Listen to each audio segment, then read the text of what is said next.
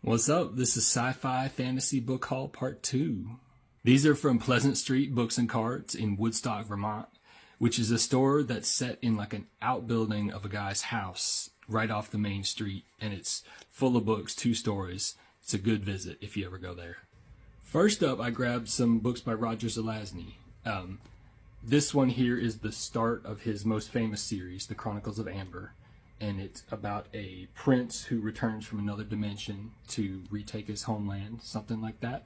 I don't know, this guy writes a lot about multiple dimensions and mythological figures and, people turning into gods and becoming immortal, stuff like that. So apparently this is kind of his thing. And I got a short story collection by him that's got several of his Hugo and Nebula award-winning stories.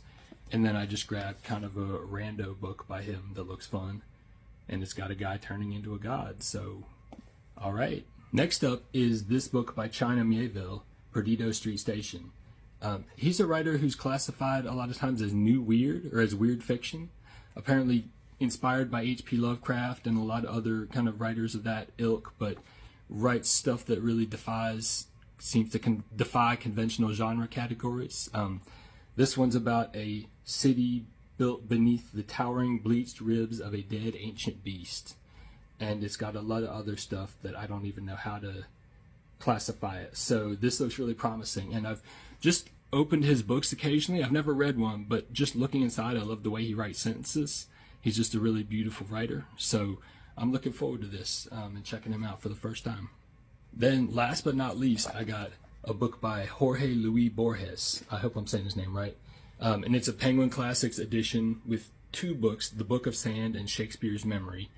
These are 2 books written at the end of his career and apparently are really cool. Like he's supposed to have written short stories mostly, and they are all full of elements that we might consider fantasy but seem to kind of, again, defy classification. He's an Argentinian writer, and he's noted for having brought his country's writing into the mainstream of the world.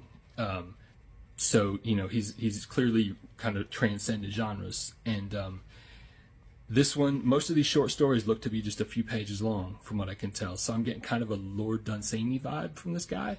I don't know, but everybody who's read him says he's great. So I'm psyched about this. That's it for this round.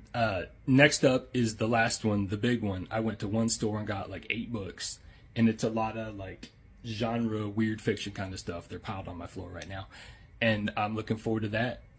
So check it out. All right, see you later.